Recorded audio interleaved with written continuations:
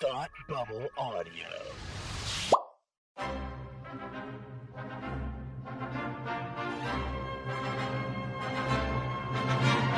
Look, up in the sky! You will never find the more wretched hive of scum and villainy. Welcome to Beer with Geeks with Tim and Frank.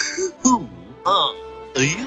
I'm Batman. I am Iron Man. Your friendly neighborhood Spider-Man. Hi, Christopher. I'm Nero. My name is Inigo Montoya. You're a wizard, Harry. A couple of guys with a couple of beers and a whole lot of pop culture nostalgia. Make it so, number one. Ladies and gentlemen, the Beatles. Name the dog, Indiana. Life finds a way. I am serious.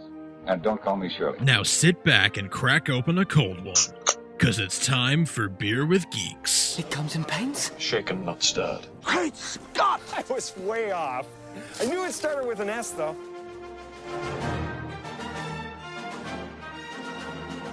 Hi, and welcome to Beer with Geeks, where two geeks geek out with beer. I'm Tim, and with me, as always, is my friend from another universe, Frank. How are you today? Hey, what's happening? How's it going? It's pretty good. That's not your usual greeting. Maybe I am right. Maybe you are from another universe. I just might be. Might be. But in this universe, we have beer. Do you have beer? Do you guys still have beer?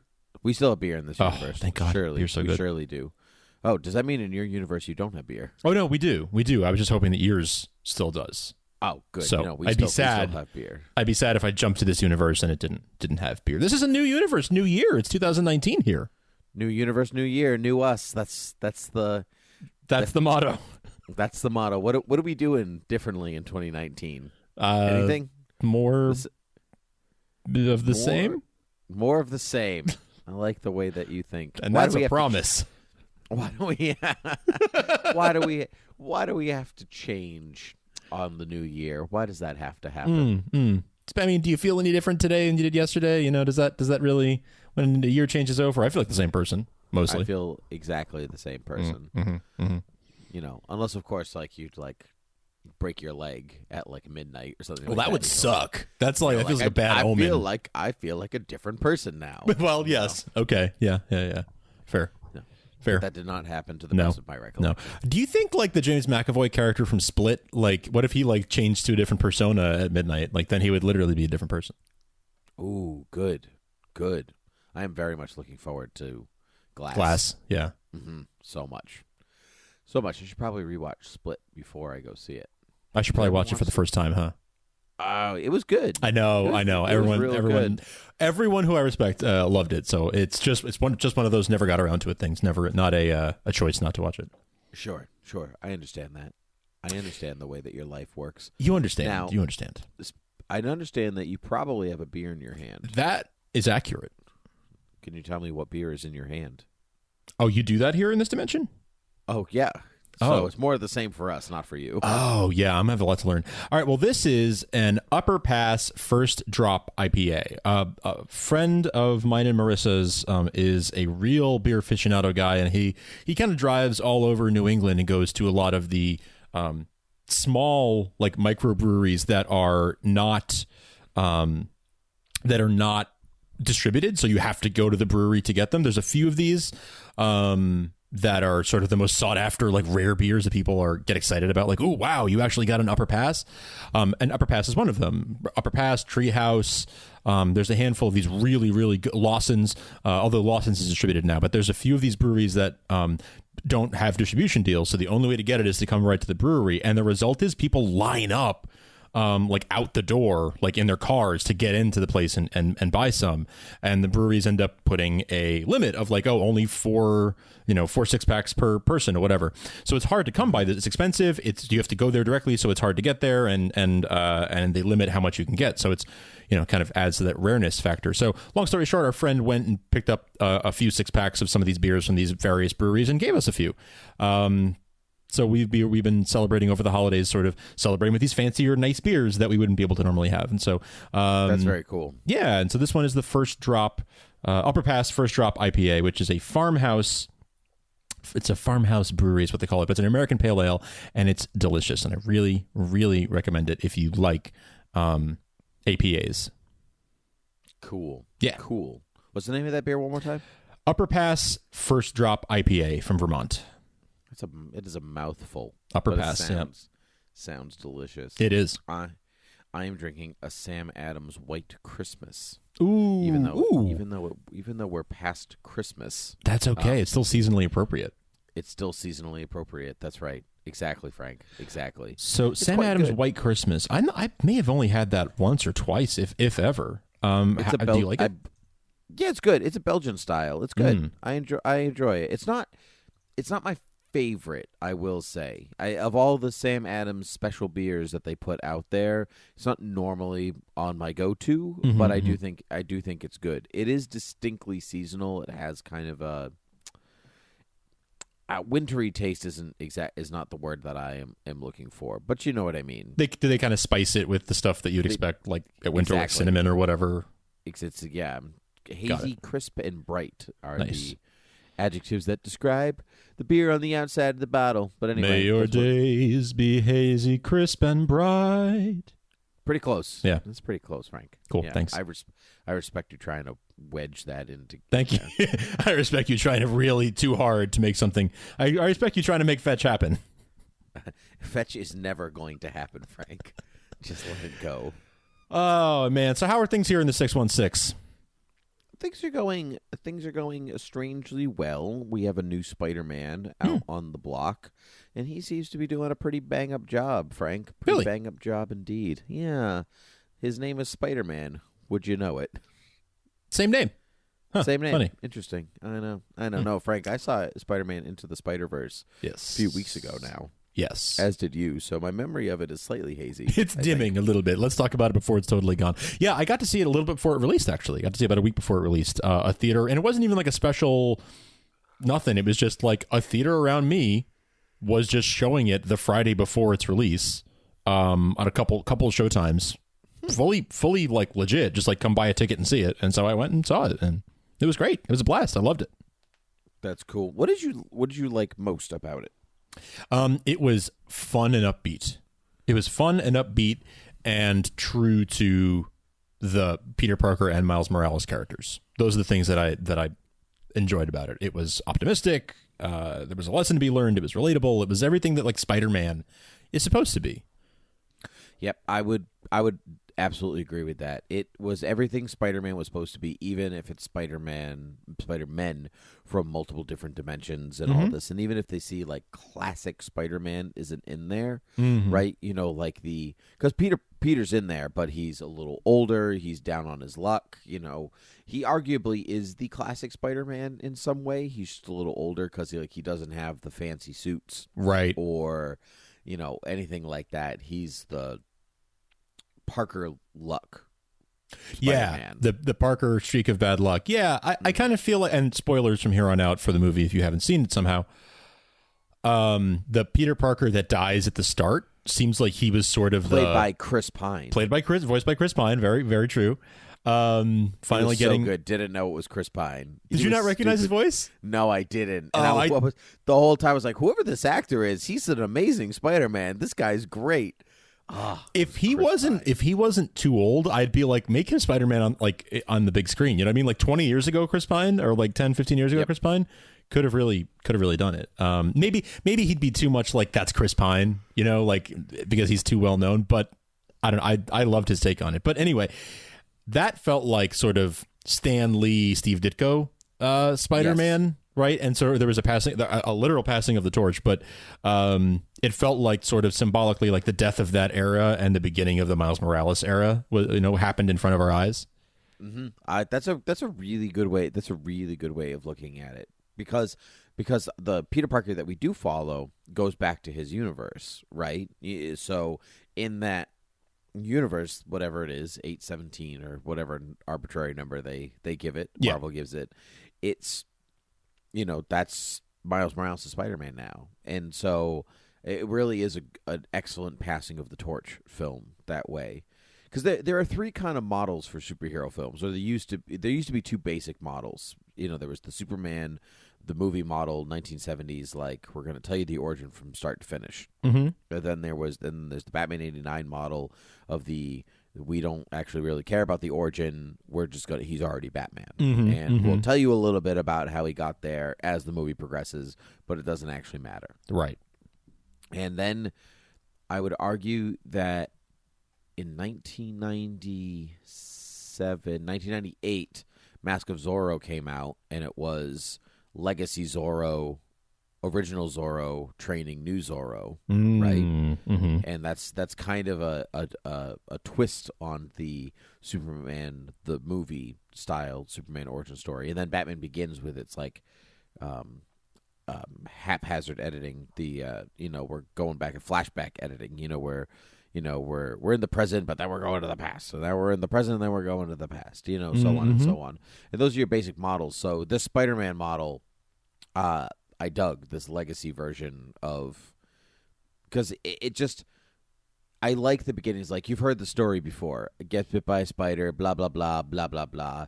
Like, you've heard, like, it did it in a way that, like, if you didn't know the story, it told you. But for everybody else, it was like a wink, like, you know this, so don't even worry about it. Sure. Enjoyed that very much. What did you think of the animation of the film? Oh, I loved the animation of the film. I thought that that sort of like pseudo 2D 3D sort of crossover style was really, really perfect for this, because it gave them the flexibility to be very comic booky on the one hand, but very realistic in other ways. Like, there was a sort of true to life look to a lot of it, but then like Spider-Ham comes in and he looks straight up like a Looney Tunes character, and Spider-Man Noir comes in and he looks like he's literally ripped right out of that graphic novel. There was a lot of really cool variation in a lot of the looks of the characters. The Japanese Spider-Man was clearly anime influenced. Absolutely. Mm-hmm. Totally. I loved that. I was a little thrown off by the backdrops sometimes being out of like alignment. Did you know what I'm talking about? There was a little bit of a look sometimes. At times you got the sort of like the dot matrix look in the background, right, of an old comic book with like the colored dots. That was really cool, a really cool nod and stylistic choice. But there were a few moments, and I've heard people talk about this, I was thrown off because it kind of looked to me in some scenes like a 3D movie looks in the background when you take the glasses off, how the background looks a little bit blurry and the foreground is very sharp. Yes. There were some moments like that where it looked like I because this was like an odd screening that I was seeing, admittedly, I was sort of like, did they forget to give us is this a 3D movie and they forgot to give us the glasses? Because it feels like something's off here. And it turns out that was just the way the movie was, because I've heard lots of other people comment on that. To me, it looked like it was accidental, so I was sort of thrown off by it. Maybe now seeing it again, I wouldn't feel that way. That was my one sort of, that threw me off, but I wouldn't call it a complaint, because I think that was just me perceiving it wrong. That's very interesting. I know I kind of know exactly what you're talking about, and I think it takes some getting used to. And I did get used to it by the end. Like the jerky nature of it's. In some ways, they're very fluid. It's interesting that I think that when they're being Spider-Man or using their powers, it's a very seamless, fluid animation. But then when they're just walking around and being people, they're kind of jerky. That's true. Like, it was, it's a deliberate choice on their part to say like the fluidity of Spider-Man is emphasized over the jerkiness of regular people. I actually, so I'll put the source for this in the show notes if I can find it. But I had heard that they did this obviously on computers, but they animated it the way that hand-drawn animation would have been done. They gave it a hand-drawn animation look on purpose, specifically with what you're talking about with the way the characters move. Back in the day, like if it was like Donald Duck or whatever, the background and the character in the foreground would move at different speeds to sort of simulate the look of movement, right? It was literally like a flat painting with like a cellophane thing of the character on top, and they would move at different speeds. And they intentionally did that here to give it sort of, motion doesn't look as natural, but it looks more like your eye is used to seeing like old school cartoons. And they did that on purpose as an homage to like old Disney or old Hanna-Barbera cartoons. Wow, that's very cool. I did not know that. But now that you say it, especially Hanna-Barbera, I don't know if I say, like, Disney's always been a little bit more on the fluid side. For sure. Things, but Hanna-Barbera especially, that kind of jerky. Yeah. They wanted it to have like a Saturday morning cartoon feel. And they did that. They definitely accomplished that. That is so cool. Oh, my God. Do you know that Sony actually released the script for this film so people could study it? Really? I didn't know that. That's cool. Yeah, there was a tweet. It was just, I saw it yesterday. So by the time this comes out, it'll be a little old by now, but just a few days. But one of the directors maybe one of the writers, can't remember, said like, oh, Sony was kind enough to release this script so people could study it in the way that, like that people have been asking for, a bunch of writers coming together to kind of join in. I'm actually going to use a lookup and find it, because I will then give you the link to share it amongst your fellows. Aha. I found it, Frank. All right. What do we got? All right. So Rodney Rothman, who is the co-writer-director of Spider-Verse, said, Sony was kind enough to make our Spider-Verse script available online here if you're interested, and then, the link. But it was Brian Michael Bendis who I saw that through. And he says, Professor Time, writers, reading and studying each other's scripts is crazy educational and, for me, so fun. This is a very successful script that is as it perfectly achieved its only purpose, getting hundreds of collaborators to do an inspired job of telling the story. Study it. That's awesome. Where did he share this? Is it on Twitter? It's on his Twitter. I shall share it with thee. Thank you. I will put it in the show notes for all to see. Merry Christmas. Happy New Year. So on and so forth. It is shared with you, my friend. Thank you, sir. There you are. Anyway, so what did you think of some of the twists in the film? Did you see some of them coming? Like, I'm sure you knew that, like, Miles' uncle was the Prowler. I think that was maybe something that you would have remembered from the comics. Yeah, I knew. I did. The thing that didn't dawn on me was how that's like every Spider-Man has to lose his uncle.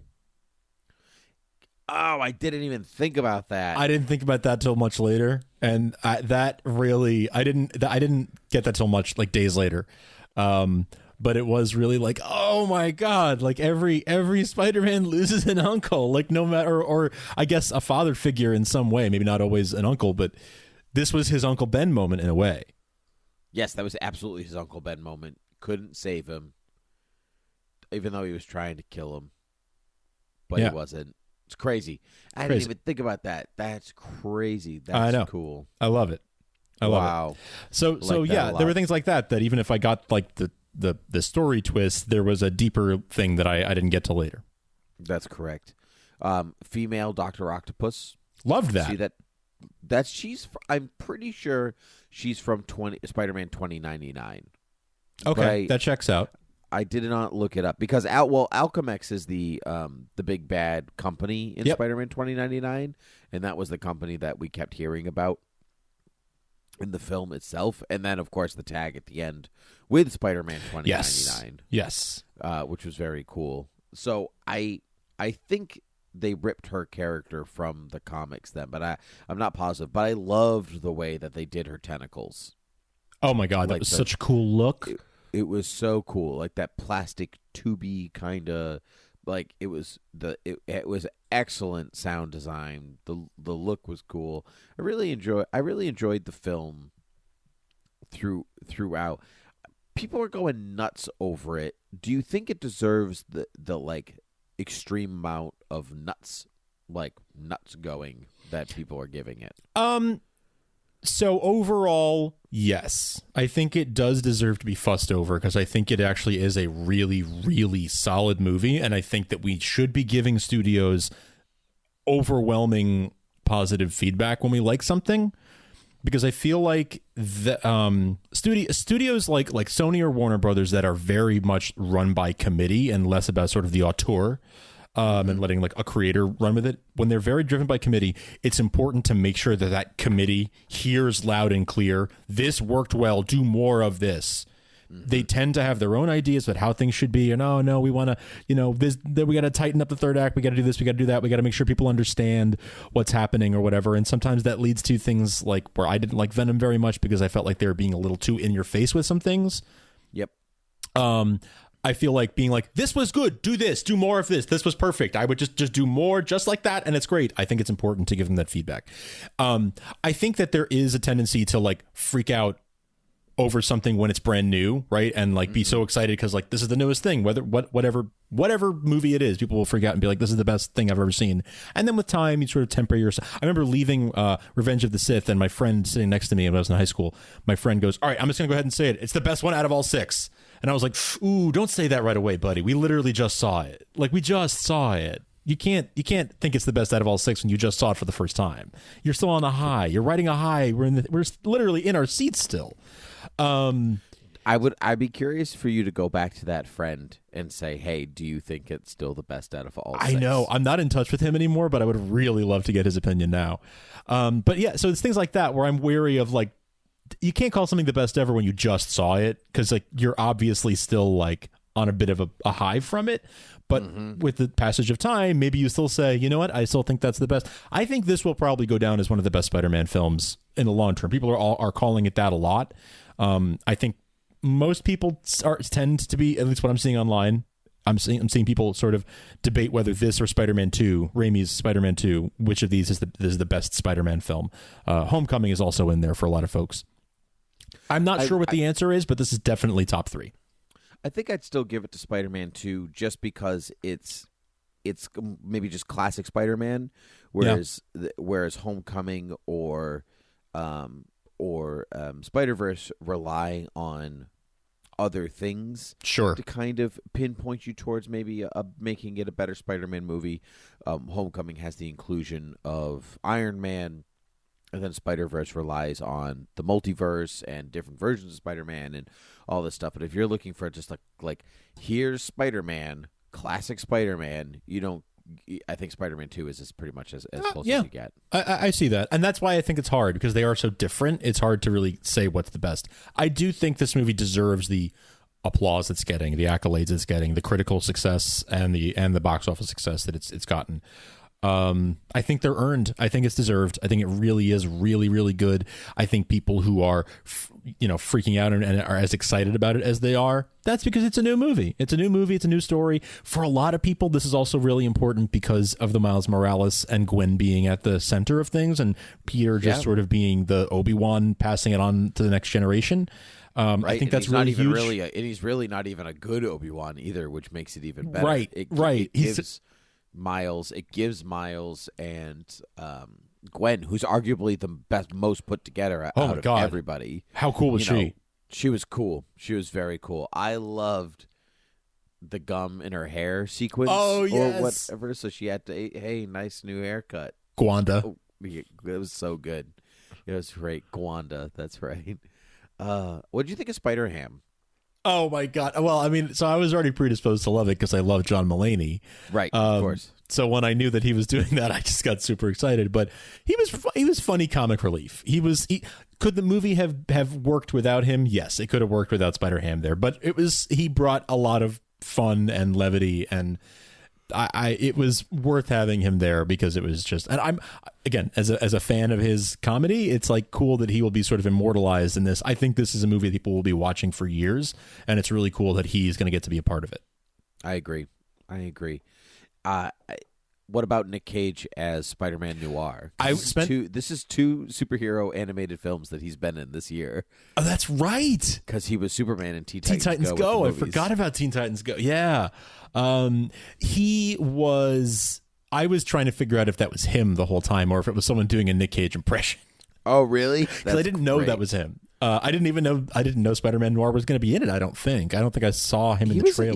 He was in the trailers. I must have missed it or forgot. The trailers that introduced Spider-Ham and everything like that. Okay, I'm pretty sure that he was in there. That very well may be. I forgot that the character was in there, and I definitely didn't know for sure that Nick Cage was him. So I was just trying to suss out, is that him or not the whole time? It sounded like him.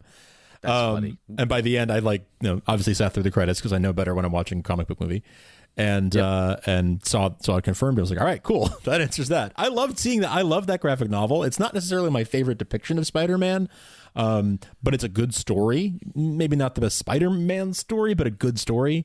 It's a cool take. It's a cool take. Yeah, it's a cool like Elseworld style take, and so I enjoy it on that level. And so it was cool to see that in there because I was familiar with it. Yeah, I agree. Man, it was good. I just really enjoyed. I know what I did really like is it unabashedly was a comic book as opposed to trying to be something else, but so much as to like thought bubbles and or narration squares and all this different stuff. Comics Code Authority right at the start. Approved by the Comics Code Authority, exactly. There's a lot of just really cool love letter to comics stuff. Yeah, in there. love letter to comics. You can't do it. We haven't really talked about this. We talked about the animation style itself, but animated superhero movies on the big screen are kind of rare, right? That's true. There are tons of animated films, tons of them about superheroes. Most of them don't go to the big screen, and if they do, they're specialized. You know, it's a Fathom event, it's a limited run, right? It's this or that. Is this really, besides say The Incredibles, like the really big, like, let me see, because you have Mask of the Phantasm in the 90s, and then but I see what you're saying. There are very few like feature length regular theater release, right? Not a special event, not a we're going to do 3 nights Fathom event only, not a 1 week run, so we can submit it for best animated picture. None of that. Like an actual honest to God, this is just a movie you can see Into the Spider-Verse, or you can see, you know, Aquaman, or you can see whatever's in theaters right now. Pretty rare. You're right. Mask of the Phantasm was a regular release, regular run. Was it not? But it wasn't. Well, we talked about how it was meant to be a direct-to-video at first and all that. Exactly. Yeah, and so you don't really... This is just an unabashed Spider-Man movie, an animated Spider-Man movie. It's not, like, ironic or like Teen Titans Go or, you know, was going to be direct to video, but turns out it went to the theater anyway, like Mask of the Phantasm. This is actually kind of a big deal from that point. Because even like the Lego Batman movie and Teen Titans Go to the movies, those are sort of tongue in cheek, right? They're not like, let's make a Batman movie. They're like, oh, the Lego movie was successful. People like the Batman character. What if we make an offshoot movie? It was kind of a direct to video movie that went to theaters in a way. That's correct. I don't know if that was how it was planned, but it came off that way. This was intentional that way. This was an intentional big budget animated film meant to go to the screen, and that doesn't happen a lot because the push is for live action, which is great, and obviously I love the live action movies, but it was nice to see this too, because some of those live action movies, a lot of the times, they're not meant for kids. A lot of times, you know, that's not their main market isn't kids, and this was for children and for adults, but it was for children. It was great. I loved it. But Frank, I think that about wraps it up on the Spider-Verse talk. You think? Yeah, I think so. Well, where do you think the people can find us? Well, I think people could find us over at beerwithgeeks.com. They can find us on thoughtbubbleaudio.com is where they'll find this show and a bunch of other shows like Loud Women and Metropolis Podcast and Supergirl TV Talk and a whole bunch of other great shows. Thoughtbubbleaudio.com, patreon.com/thoughtbubbleaudio if they want to chip in a couple bucks. We've had a lot of folks joining our Patreon community. Thank you so much to everybody who helped grow our Patreon community in 2018. Looking into 2019, things are looking pretty good. We have lots of cut for time segments that are just for our Patreon listeners. We get, of course, early episodes of this show before you hear them anywhere else, and our early thoughts on Supergirl before you hear them anywhere else over on patreon.com/thoughtbubbleaudio. Beer with Geeks on Gmail, Twitter, Facebook. Those are all the places you can find us. Of course, leave us iTunes reviews. We love those. Those make a huge difference in getting the show out there. So I think those are all the places, my friend. I think those are all the places indeed. Well, Frank, this has been lovely. So until next time, cheers.